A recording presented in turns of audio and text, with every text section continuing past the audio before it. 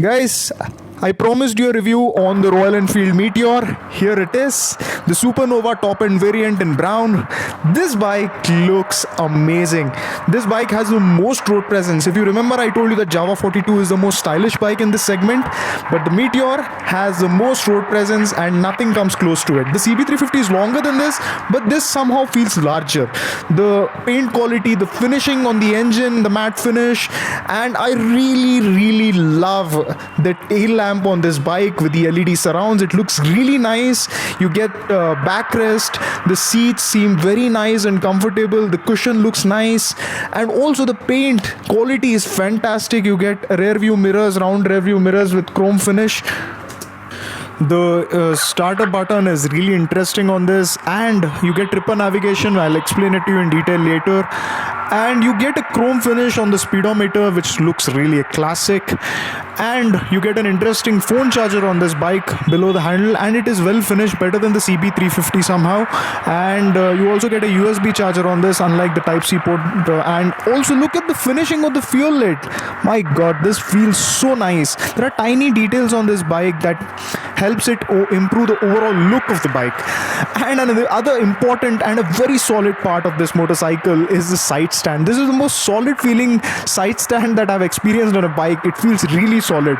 So let's start the bike, go on a ride, and understand the three important aspects on this bike and how does it compare to the Highness and the Java.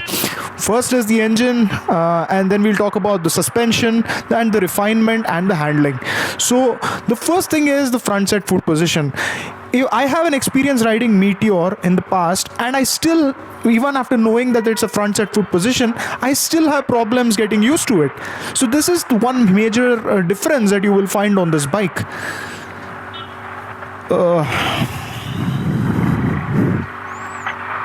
Switched it off. Okay, I get it. What went wrong. So guys, did you just see what happened? And it's a good thing that it happened, because I can show you the problem that I'm facing when I get on this bike from a normal bike.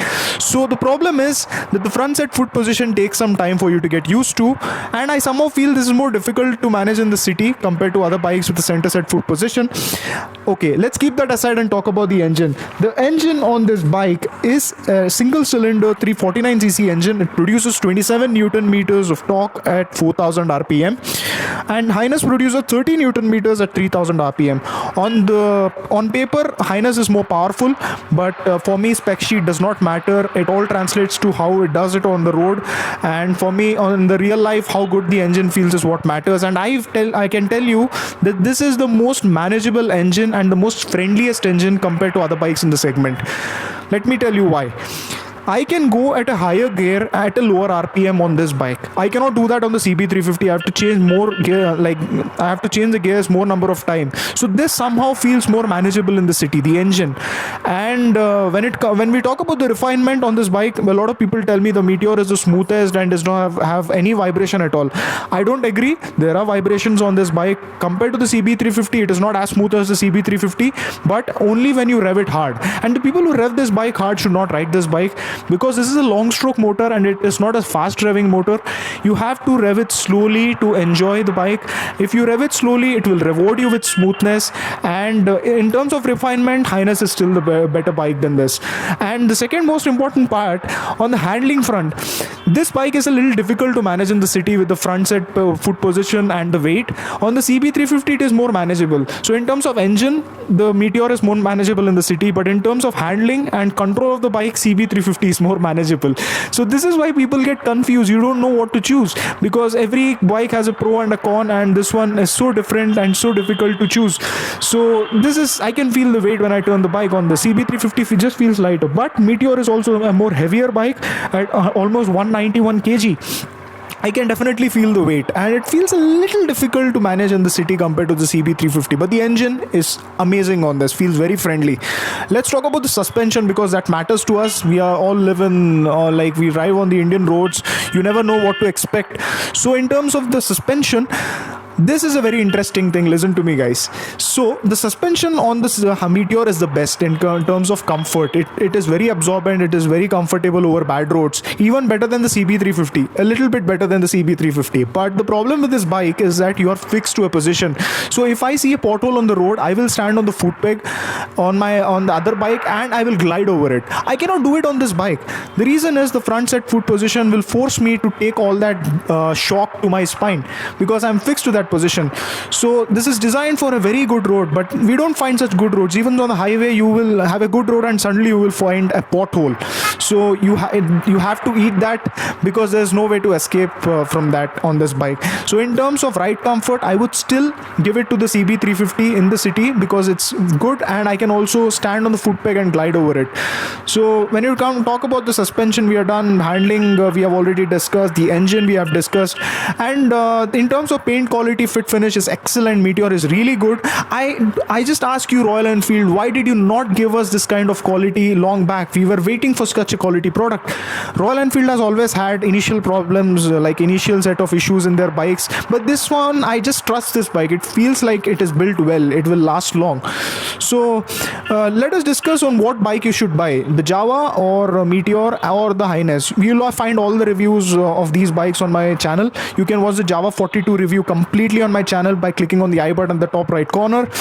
If you're deciding on the bike, if you're planning on Highness, if you have a Honda Big Wing service center near you, you just go for the Highness. If you don't have a Big Wing service center near your place, oh god. So you just see what just happened. I forgot I'm on the Meteor. I can't stand on the foot peg and I had to go over that bump. I had to take all of that into to my spine. So yes, so the Java is something which I'll discuss later. But if you do not have a Honda Big Wing service center near you, you can definitely go for the Meteor. Both bikes are excellent. You will not regret with your decision if you go for either of them. So if you buy the Meteor, you will not be disappointed. If you buy the Highness, you will not be disappointed. So you can go for either of these bikes. The design of this bike is wonderful. I love the design on this bike. The Sari Guard design on this bike is a little different. There is less space to keep your foot. But other than that, everything, the foot peg, you have rubber mounts. It really looks nice. Now, when I talk about the Java, guys, let me tell you, Java had a lot of initial reliability issues in the past. So I would not recommend you that bike because it's your hard-earned money, and I don't want to recommend that bike based on what has happened in the past. If you are looking for a bike, just stay away from Java for some time. They have launched a new model, the 2.1 version. Let's see if they have ironed out all the issues because it's your hard-earned money. You're spending a lot of money. So you buy the Meteor or the Highness, you will not be disappointed. If you have any questions on any of these bikes, just drop me a comment below. I have experience riding on all of these bikes. I'll answer each and every question of yours. I'll reply to everybody. And I just ask one thing, just support me, guys, and subscribe to my channel, like my videos, and please do that so that I can get more of these videos for you. Till then, have a great day and drive safe, take care of yourself, and let me know if you need to know something about these bikes. Thank you so much. Good day to you. Bye.